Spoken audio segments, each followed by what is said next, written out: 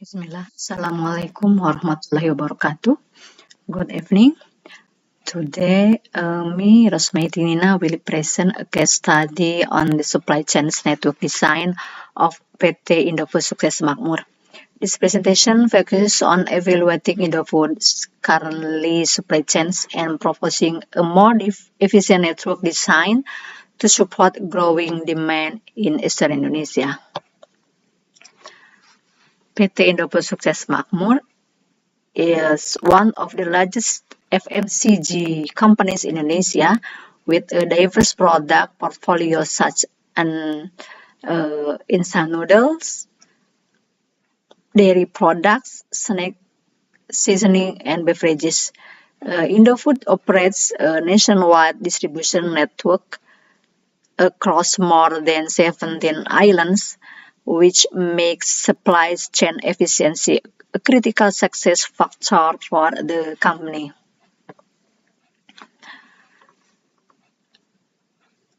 Recently, Indofood experienced increasing demand in Eastern Indonesia, including in Sulawesi, Maluku, and Papua. However, the current supply chain network struggles with long delivery lead times, high logistic costs, and limited local facility. As a result, the existing network is no longer optimal to support this demand growth. The objective of this analysis is to evaluate Indofood's current supply chain network and identify a more efficient design.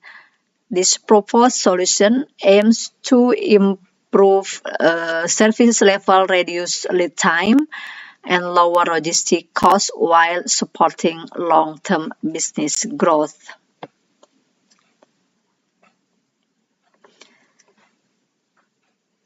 The case strategic decision is, in this case, study is a facility location.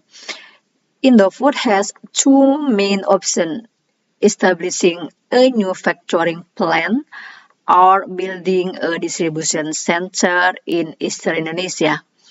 Several factors must be considered, including demand growth, capital investment, infrastructure readiness, lead time, and operational risk.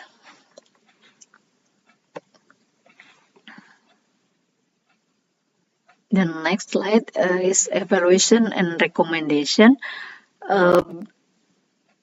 Building a new factoring plant requires very high capital investment and carries significant risk if demand is not stable.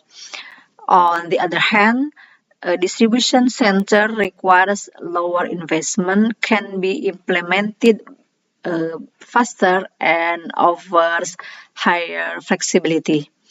Therefore, the recommended option is to establish a distribution center in Eastern Indonesia.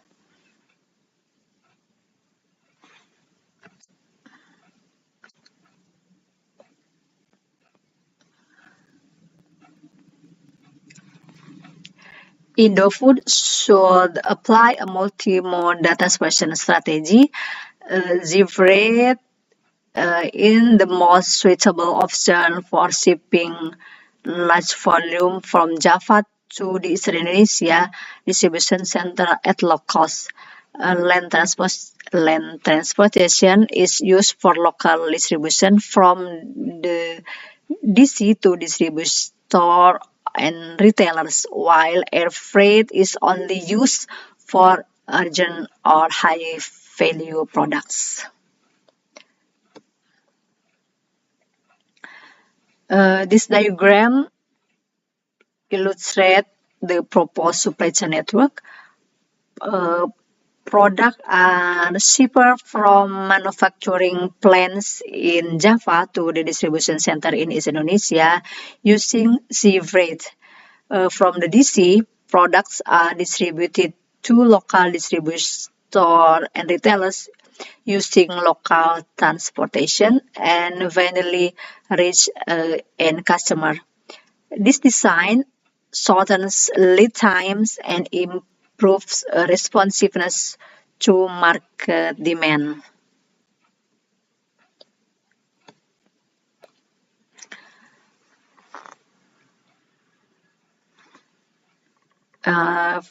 Under the existing network, Indofood faces high transportation costs, long lead times, and lower services level in Indonesia. While the proposed distribution center, Indofood will use additional investment and operating costs.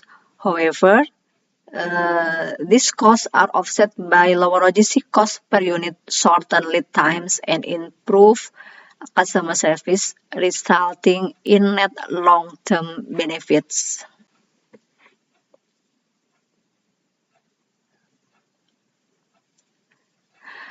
So next slide is risk assessment and mitigation. Several risks may arise from implementing the network design. As a key risk, demand uncertainty and mitigation is based DC implementation. And a key risk for infrastructure limitation, the mitigation is location near major ports. And the last risk is operational costs. The mitigation is KPI monitoring. And the last presenting is a conclusion.